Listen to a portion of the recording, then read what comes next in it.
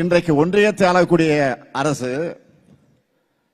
சிறுபான்மை மக்களுக்கு அச்சுறுத்தல் ஏற்படுத்தக்கூடிய அரசாக இருக்கு. அதனாலதான் அவங்க குடியுரிமை திருத்த சட்டம் கொண்டு வந்தப்போ கடுமையா எதிர்த்து போராட்டங்களை நடத்தணும்.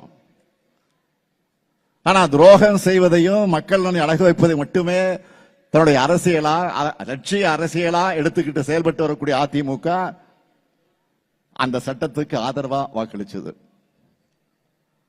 ஒன்றிய பாஜகவை பொறுத்த வரைக்கும் மதச்சார்பு என்ற சொல்ல வேப்பங்காயா கசக்குது. சொல்ல கேட்டாலே வேப்பங்காயா கசக்குது அவங்களுக்கு. அதை அரசியலமைப்பு சட்டத்தில் இருந்து நீக்கணும்னு துடிக்கிறாங்க. நாட்டோட பன்முகத்தன்மையை சிதைச்சு ஒரே மதம், ஒரே மொழி, ஒரே பண்பாடு, ஒரே தேர்தல், ஒரே கட்சி, ஒரே தலைவர் என்ற எதேச்சதிகார எதிர்காலத்தை உருவாக்க நினைக்கிறாங்க. தமிழ்நாட்டிலையும் தங்களுடைய பிளானை செயல்படுத்த நினைக்கிறாங்க. எப்படிப்பட்ட ஆபத்தையும் பாஜகவோட நாசகார திட்டங்களையும் எதிர்த்து முறியடிக்கிற வலிமை தமிழ்நாட்டுக்கும் திராவிட முன்னேற்ற கழகத்திற்கும் இருக்கு. இதுதான் நம்ம ஹிஸ்டரி. அன்பு நெறியை பண்பு நெறியா வளர்த்தெடுக்கிறது தான் கொண்டாட்டங்களோட அடிப்படையா இருக்கணும்.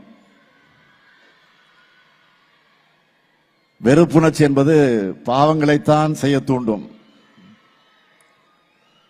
ஆனால் அன்பு என்பது அத்தனை பாவங்களையும் போக்கும்.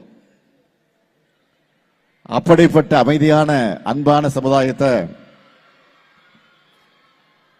சகோதரத்துவ உணர்வுமிக்க சமுதாயத்தை கட்டமைக்க வேண்டிய கடமை நம்ம எல்லோருடைய கடமையாக அமைந்திருக்கிறது. இதுதான் இன்றைய இந்தியாவுக்கு தேவை.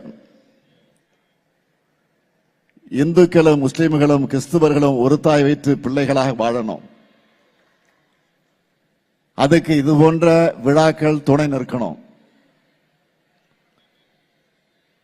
எங்களுடைய அன்பிற்குரிய இனிய சகோதரர் பீட்டர் அல்போன்ஸ் அவர்கள் பேசும்போது சொன்னார், எண்ணிக்கையில அதிகமாக இருக்க பெரும்பான்மையினர் எப்பவுமே சிறுபான்மையினர் நலனை, அவங்களோட மாண்பை போற்றி பாதுகாக்கக்கூடியவங்க தான்.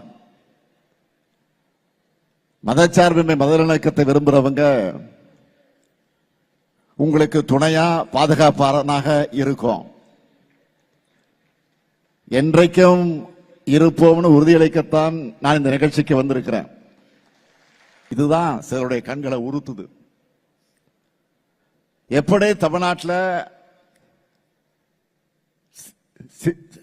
அமைதியை சீர்குலைக்கலாம்,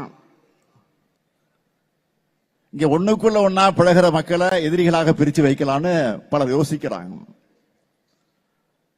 ஆனா ஆன்மீகத்தின் பேரால சில அமைப்புகளை அழைத்து செல்ல நினைக்கக்கூடிய வழி வன்முறைக்கான பாதை என்பதை தமிழ்நாடு உணர்ந்திருக்கு. இங்க ஒரு கோயில்ல திருவிழா நடந்தா